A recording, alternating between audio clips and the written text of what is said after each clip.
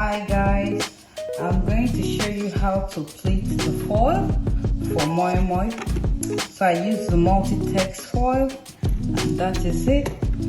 Cut any desired length and fold it into 2 equal halves with the end, the closed end towards the bottom, while the open ends on the side, on both sides.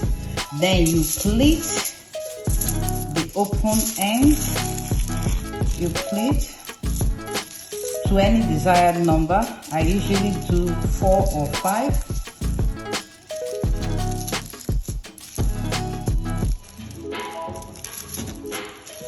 And then you turn to the other side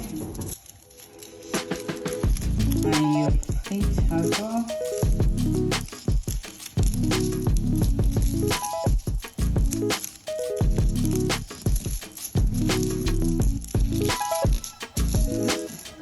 And that is it.